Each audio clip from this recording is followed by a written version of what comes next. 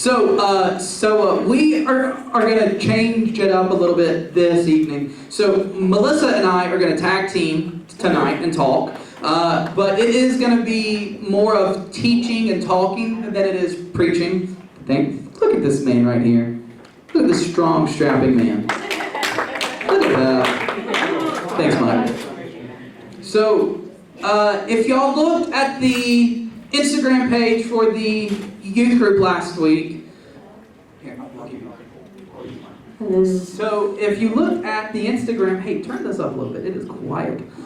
Well, I don't have monitors either. So anyways, if you looked at our Instagram last week, we were asking questions about dating. And so we want to talk about that some tonight. And I don't know if you know this or not, but in dating, there's a guy and a girl. And so instead of just having me talk about it, we thought, hey, why don't both of us talk about it instead? And so Melissa's gonna talk some too. So I think she's actually starting us off, so, okay? Okay. So I'm really excited about tonight because, I'm an expert on dating. Well, look at me, I got married, so I win. Now, tonight we are going to talk about a couple different aspects of relationships. I am going to start off by talking about something we're all really excited about, being single. Where are my single guys at? Where are my single ladies, single fellas? There's not a song about you, so sorry. But I think this is an important place to start because before you're in a relationship, you're single, right? And I think it's really important that we steward our singleness well, that we handle the seasons that we're single well, because you're not always... You just said a big word, steward. Steward. We take care of, we manage. Is that better? We manage. That we handle ourselves correctly while we're single, because it's while you're single that you get prepared for dating, for marriage. So this is something I'm actually really passionate about, amongst other things, but I really love talking about being single. Just to let you guys know my backstory a little bit, I never really dated in high school. I had the opportunities, not to sound like, but I had opportunities. It wasn't just one of those people that never got asked out, so there was never an opportunity to date, so that's why you didn't date. But I was that kid that was no, I remember, I'm not gonna lie, I pulled the God card several times. I don't encourage that, but if you have to, no, or I'm gonna pray about it, and he was just asking you to go see a movie, and you're I'll pray about it, you know what I mean? It was an excuse because I really didn't want to go on the date, so don't blame it on God, but that's what I did, so. But I'm really passionate about it because I feel like if you handle being single really well, then you'll handle dating a lot better. And so that's what I want to talk about for the first little section. Because how many of you have seen that person that goes from relationship to relationship to relationship to relationship? You're like, bro, I thought they were just dating that person. You're like, oh, no, they're dating this person. Now they're talking to this person and this person. And it's just like a cycle that never ends. Everybody knows that person, or maybe you are that person. What?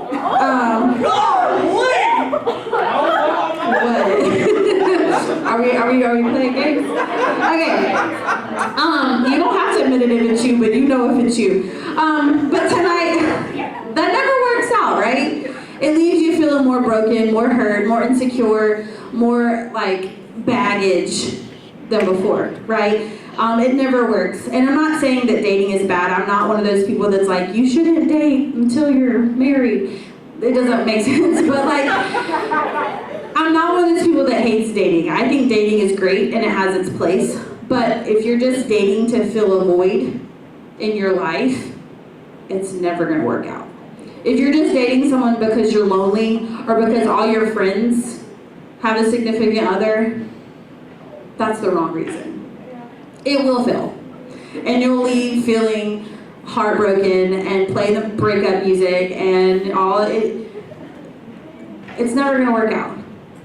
That's not why we date. So tonight I want to give us a few little pointers on how to be single and how to handle it well, because I feel like a lot of people think when you're single, you can't really live your life. But like you're just single, you're not dead. You know what I'm saying? Life doesn't start when you get married. Life doesn't start when you have a boyfriend. You're a whole person right now. And I think it's important that we understand that. So the first thing I want to talk about is knowing your worth. A lot of times girls hear this kind of stuff and not guys, but I think it's important for guys too, because oftentimes guys get that reputation that if you don't have a girlfriend or something, like, what's wrong with him, you know, or something. And it's like this trophy if you have a girlfriend. I don't know how guys think, but I do know the perception. And I know girls, sometimes you feel insecure because you don't have a boyfriend, or because you don't think anybody thinks you're cute, or because whatever reason it might be. But I think it's important that we know our worth. That our worth isn't defined by a significant other. It's not defined by a guy thinking you're pretty, or a girl thinking, oh, he's so cute. That is so, like, childish. If that was what your worth was dependent upon, we'd all be in big trouble. I'm just saying. Your worth is not defined by a significant other. It's defined by who you are. It's defined by Christ. And so that's how we look through the lens of Scripture when we talk about dating, when we talk about life. We look through the lens of Scripture. So why would we go anywhere else for dating and relationships? It's huge because we're all going to face this once in our life at least. You know, most of us will be married at some point in our life. I hope so.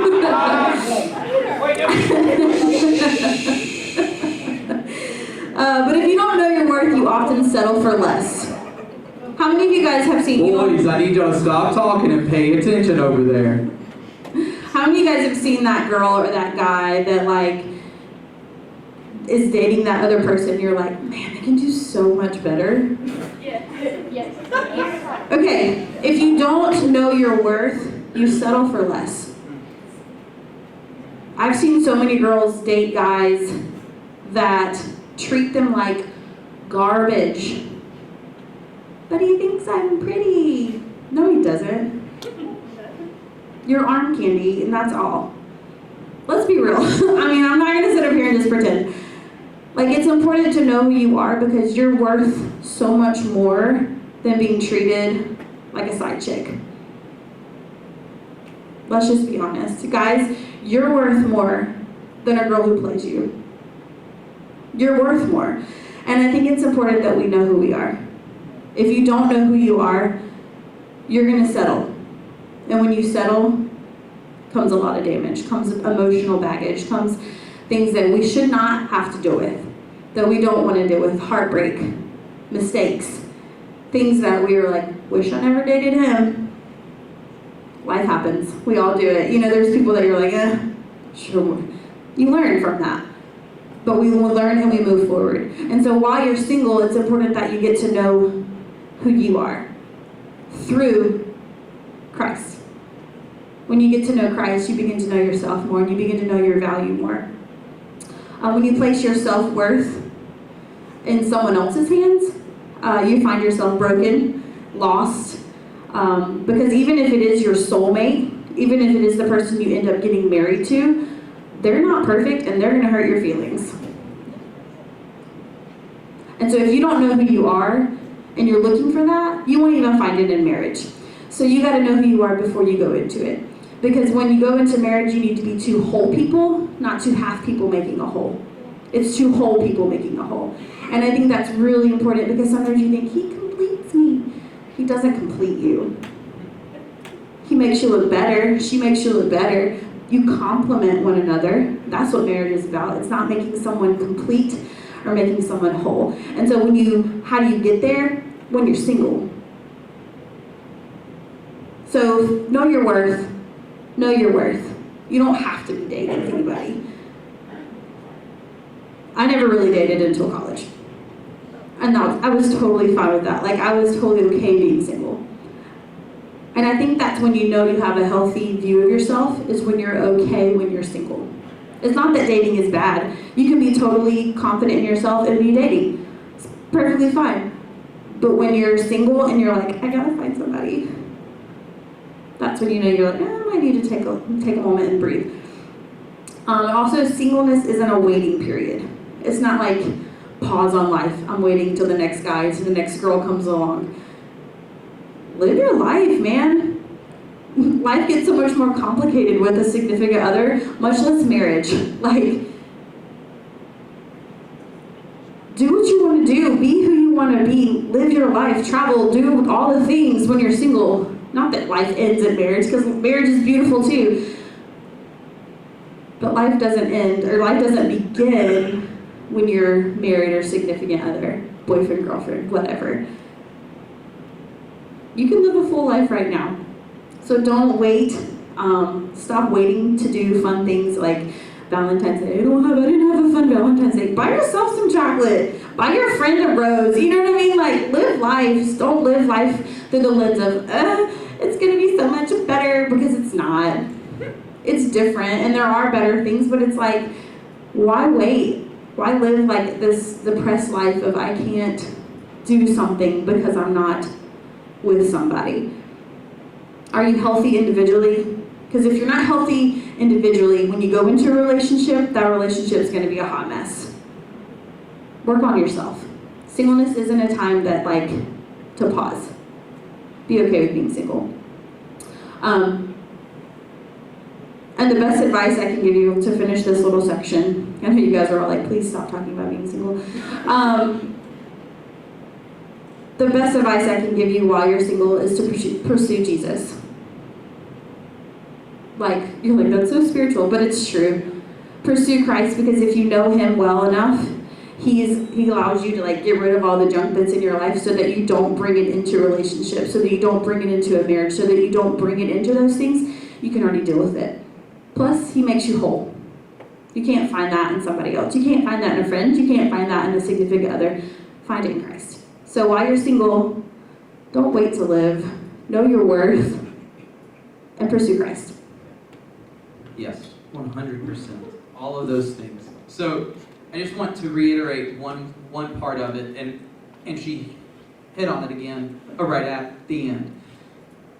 Having a boyfriend, having a girlfriend, being married, that person does not complete you. They complement you instead. I do not complete her. She does not complete me, even though she tells me that sometimes. That's a joke. But neither of us are perfect, but we help each other out. Our lives without each other could have been good. But our lives together are even better.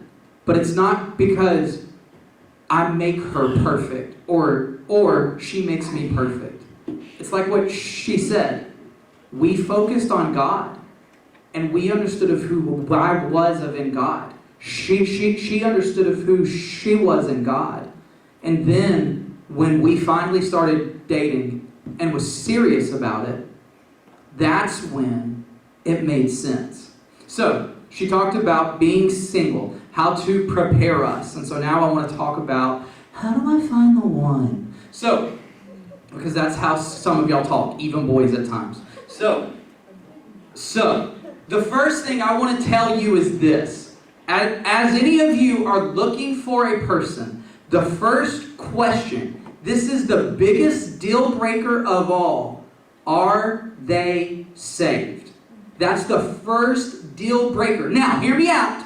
Because some of you are going to say, oh, they're a Christian. When's the last time they went to church? Do they really love Jesus? Or do they just say, oh, I like Jesus. I'm a Christian. I just don't believe half of what's in Scripture. If that's what they believe, they ain't one. And so your first biggest deal is, do they love Jesus? It's not just, do they go to church? Do they say, I'm a Christian? But do you know beyond a shadow of a doubt, do they love Him? Because it is so much easier for a person to pull another person away from God than it is to pull a person to God. Why? Because if you're dating a person and they don't want to go to a church, but I love her, I love him, but he wants me to miss church and just hang out with him. That's so romantic. Guess what? You're going to miss church 9 times out of 10. And they're going to start pulling you slowly away from God. And so that's why that is the biggest deal breaker.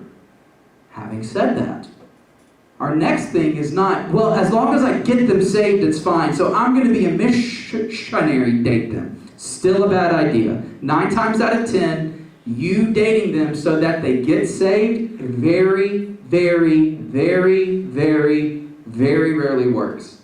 Don't even attempt it, because you're just hurting you and them at that point.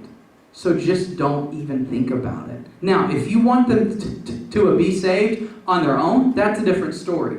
But don't just date them and then try to get them saved. It's not healthy. It's not smart. It's very, very dangerous. Our next thing after that is that it's okay to have things that we're like, well, I want him to be like this. I want her to be like this. Having those things of in a person I like, of and I want to date, of and then eventually marry, that's okay. But your deal breakers do not need to be the shallow things. The deal breakers don't need to be, well, I really like blondes and she's a redhead. First of all, they don't have a soul, and so gingers can't help it, okay? Said Madison. My beard's red, not my hair. Get off my case. But anyways, but the thing is, shallow things of like that, those don't need to be deal breakers. Because if this person loves God, if this person is seeking after Him just as much as I am, guess what? There's not going to be a lot of people who are serving God, and so your pool of people at that point gets smaller. And I'm not saying, so you settle. I'm not saying that. But what I am saying is that as you're finding these people, you go first to the people that love God and are serving Him.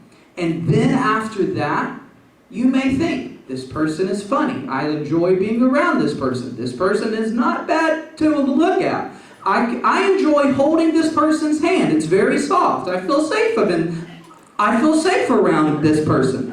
You can have those things. Just go hold random people's hands though. Yeah, don't just randomly, oh yeah, this could work. Do not do that. Do not do that.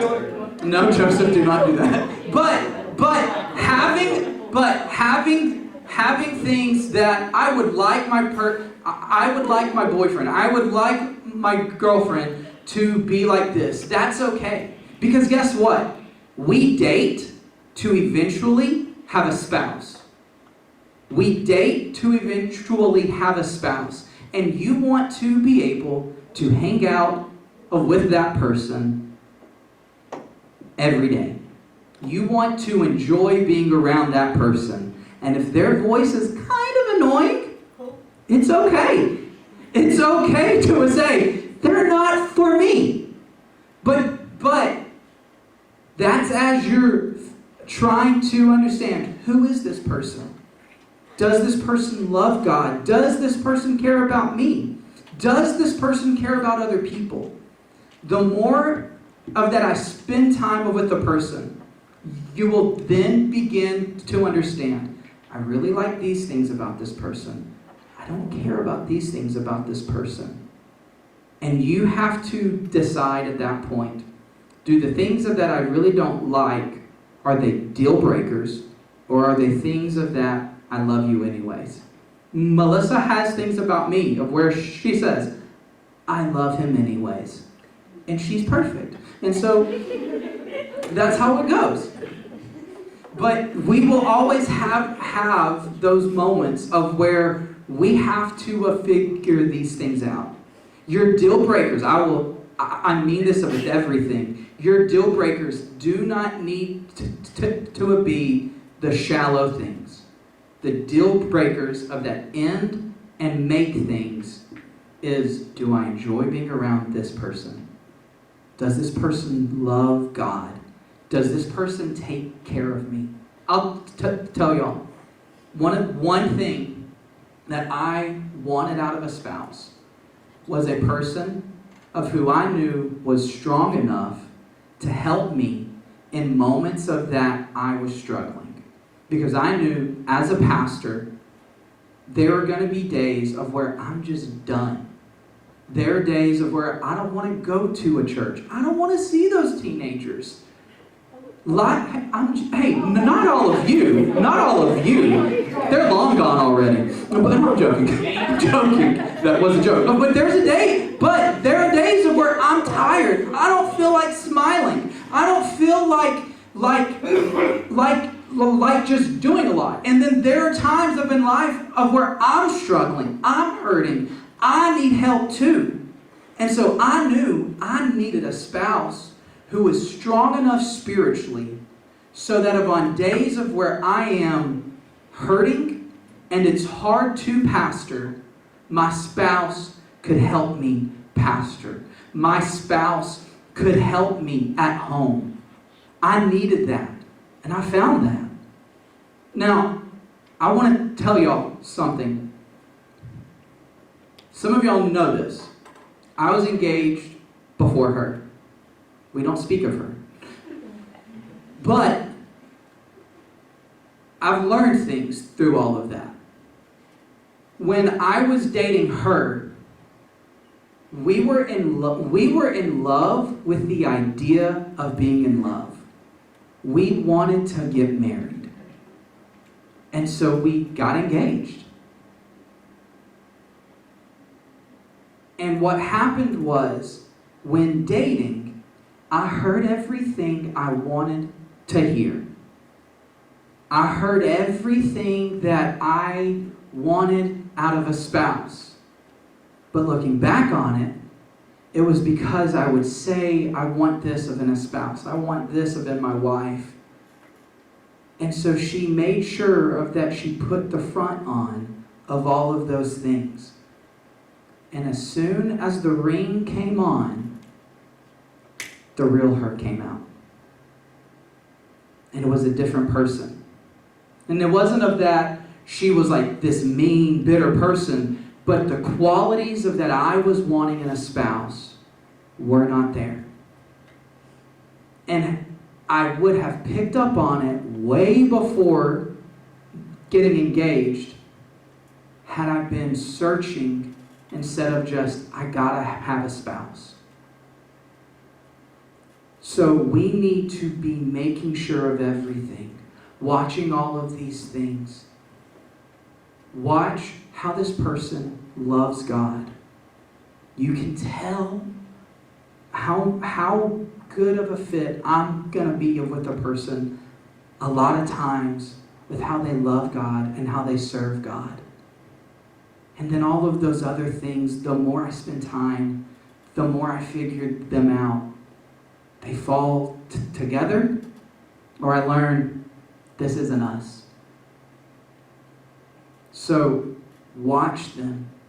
You figure all of these things out. And the more of that you figure these things out, the easier that decision is. Now, I'm not going to go into make sure because it's different for every person. That is different for everybody. But the biggest thing is, do they love God? Are they serving Him? And then the more I spend time, I figure out, I like this person. I can spend my life with this person. Or you don't.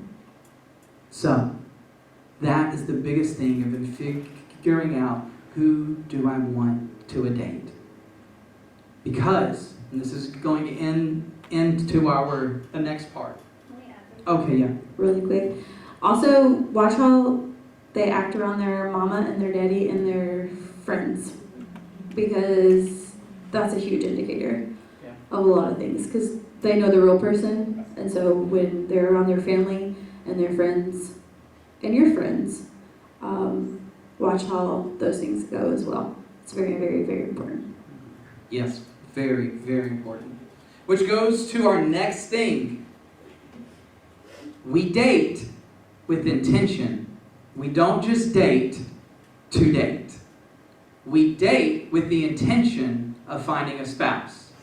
My goal in dating is to find a spouse. So what I'm saying is, even though you're 13, Skeeter, you're not, all right, where's my wife? It's nothing like that. But it is, but it is, the person I date, I want to date you. I want to get to know you because I want to figure out, what do I want in a spouse? What are the things that I need in my life? And that's why it's so important to know, first off, who am I? Who am I without a person so that I know who do I want as a spouse next? Because then, the more I date a person, the more I get to know people, I'm looking for specific things. I'm looking for things that I want in a spouse at that point. I'm not just, this person has a pulse, date me. It's nothing of like that. Because what happens if I date just to a date, you will have emotional scars off of it a lot of times. You may even do certain things that I regret doing afterwards too. And a lot of those things come if I'm dating just to date. But if I'm dating with intentionality of saying, I'm looking for a spouse. Now don't say, we're going to date. And if you're not my wife, we're going to break up. You don't tell them those things. But you pick the people to a date based off of they have qualities and aspects that I know I need as a spouse. And so then I date them. That's why I think dating is very important, but you probably need to do it a little older so that you understand who I am to figure out who they are. Now, I'm not saying wait until you're 18, but at least wait until you understand who am I before I start doing all of those things. Because that's important. Figuring out to intentionally date and find qualities and aspects of a spouse. Got anything there? Yeah, it's okay to break up with people too. Yes. Not just because it's like something stupid, but because, like Scotty said, there's things that you're like, I don't think this is who I need to be with. It's okay to break it off. And it's important that you do before it gets too emotional and too like entangled. The longer you date somebody, the harder it is to break up with them. So, just like that.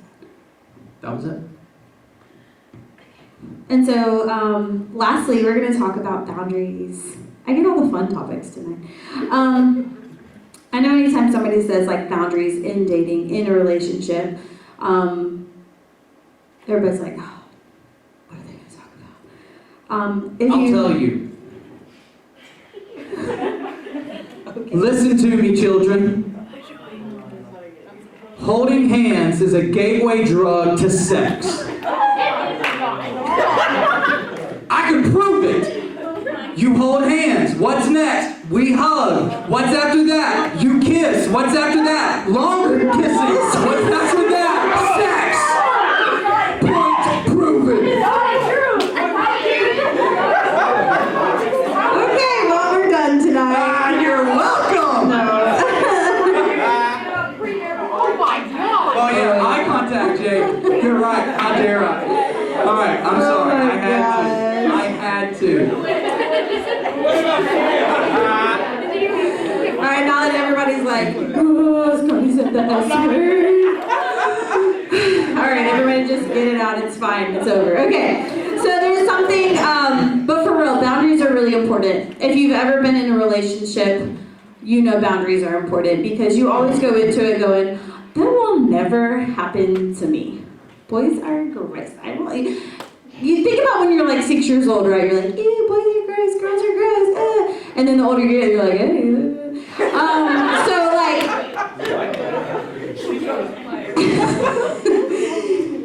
the longer you're in a relationship, the easier it is to cross boundaries. We'll just say that. And so I think it's super important when you go into a relationship. First of all, if they're a believer and they're in the same place as you, It's going to be so much easier to set those boundaries because you're in the same mindset. You have the same frame of mind that we're not going to do this thing. We're not going to have sex until we're married. We're not going to cross those lines until this point. We're not going to do things that would lead us to places we don't want to go. And so when you're in the same mind frame, it's easier to set those boundaries, right? Rather than one person going, come on, it's not that big of a deal. And the other one's like, no, it's going to wear the other person down eventually. There's a scripture in Song of Solomon, chapter 2, verse 7 says, do not awaken love until it's the right time. And that can be talking about a lot of things about dating. Don't date until you're ready. Be single for a while if you have to. Don't awaken love. Don't do things that are going to lead you to decisions you don't want to do. Don't awaken those feelings, because when they're awake, it's a whole lot harder to keep them down. And the Bible is very straight up about that. Without boundaries, you set yourself up for failure. Period. Just like guardrails on the road. You're going to set yourself up for failure if you run off the side of the road. There's not guardrails. You know what I'm saying? Boundaries are there for your protection, for your safety. What honors God? Talk about it. Talk about it with each other. And enforce it. Don't just be like, okay, we're going to do this, and then you're like, well, just this one time. Enforce it. Do you need to be in a house alone together? I'll go ahead and tell you. No. Is it okay to talk about certain topics?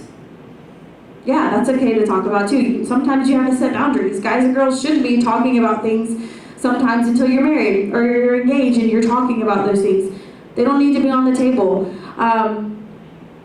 How late is it okay to talk on the phone, to FaceTime? I'll tell you, after 11 p.m., nothing good happens. Say goodnight. You'll see them the next day at school. What are you wearing when you're on FaceTime? Girls, you look cute. Cover up. Sorry. I'm not sorry. Because I love you and I want to protect you. What are you wearing when you're on FaceTime with your girlfriend or boyfriend? Guys, put a shirt on. You know what I'm saying? It's not just girls. I'm not just calling y'all out, I promise. Some PJs are a little too much also. That's what I'm saying. So pick PJs correctly. Girls know exactly what I'm talking about. Y'all know exactly what I'm talking about. I don't even need to describe it. Those are what I'm talking about. It's not just we're not going to have sex. It's we're not even going to entertain that in our relationship. Yeah. We're not going to go there. We're not going to set ourselves up for failure, to awaken those feelings. Because when they're awake, they're awake. Yeah? You're like, whoa, Melissa just started. I'm passionate about it. If these things weren't an issue, you guys wouldn't be like, oh, dang. You know what I'm saying? I'll say this really fast. One reason everybody gets awkward every time the word sex is said up here. Sex. See, the reason everybody gets awkward every time I say that word or porn, it's because we don't talk enough about it. You don't know it in a godly context. You only know it in a sinful context. Sex within marriage is what God has intended. It is a beautiful thing of what God has intended. So we're not saying, ooh, it's a dirty, earthy word. No, I'm not saying that. But we protect ourselves for what God has intended it to be. And so it gets awkward of when we talk about it because you don't know it in a godly way. And that's not bad on y'all. But we need to be able to see dating and to see sex and marriage in a godly way. Because it opens our eyes to what it really, really is. I was just about to say that. So you should have just let me keep talking. But yeah, God can't bless what He hasn't intended. He intends to bless it within the confines of marriage. And so it's important that we keep that mindset. But that's not just the physical act, it's the emotional act that leads up to it too. And that's where a lot of us get entangled. And so that's why I say set yourself up for success. With the things like FaceTime, with the things like talking on the phone, with the things like being out late at night together by yourself, with etc. What is your weakness? What is your weakness? If you don't know your weaknesses, you're going to fall every single time. What's your weakness? Your weakness is probably different than mine. We all have weaknesses in this area, and so I encourage you to know your weaknesses and do what it takes for you to avoid that. It might look different than mine. Maybe your weakness is like getting too emotionally attached, and you're emotionally... What's your weakness? Know your weakness and set up boundaries for yourself. Proverbs 4:23 says, above else, hey guys, can you? Says, above else, guard your heart, for everything you do flows from it. Guard your heart, for it determines the course of your life. Guard your heart. If you're putting garbage in all the time, of course that's what your lifestyle is going to look like. If you're listening to songs that talk about sex and all of the things that you're avoiding, of course it's going to come out in your language. It's going to come out in your relationships. It's going to come out in your conversations. Guard your heart. Guard your relationships. Set yourself up for success. Not just physical boundaries. Of course, yes, we set them up, and those are the ones we talk about most often. But some things in your life are too intimate for dating relationships. Some conversations don't need to be had. There's things Scotty and I didn't tell him until well after we were engaged. You didn't need to know. You don't need to share every deep, dark hurt in your past and everything you've been through. That will, first of all, scare somebody off. But there's times and time frames once you get to know, once you trust someone. And of course in marriage, obviously there should be no hidden things. But when you're dating, you can keep it light. There's things that you don't need to share. Sometimes we get too attached because we've already shared so much of ourselves with the person, not physically, but like emotionally, that we're so attached that we're like, we can't break it off now. They know too much. Guard your heart. Guard yourself. Girls, sometimes this is us, but guard your heart from realistic expectations. Rom-coms are not real. Guys don't do things like that normally. I'm sorry. Girls aren't like that. You know what I'm saying? Like, guard your heart from things that are not real. Just like we talk about porn, it's the same thing with rom-coms. Like we said, we're like, oh, this is going to be how my relationship's going to be. It's probably not. If it is, great, like, good for you. Boundaries with your time. Don't spend 24/7 with this guy or this girl. Like, make time for your friends and for your family. And if this person is making you like feel bad about every time you spend time with your friends or your family, get rid of them. That's garbage. Like, you have a life outside of this person. You are not married. Okay, so guard your time, guard your emotions. There have to be boundaries in your life. And whatever background you come from, maybe you just got saved, maybe you're just new to all of this. It doesn't matter how many relationships you've had. Obviously, there's grace. And you've made mistakes, and you learn from those mistakes, and you move forward. You don't make those mistakes again. That's what mistakes are. You learn from those things, and you move forward. You don't sit there and you're like, well, guess I'm just going to be a failure and never do relationships right ever again. No, you pick back up. You say, that was a part of my story now, and I'm moving forward. And now my relationships moving forward are going to be godly and Christ-centered. There's no condemnation. There's no like, I'm a terrible person because I've shared too much. I've had so many boyfriends. Blah. That's in the past. Guard your heart.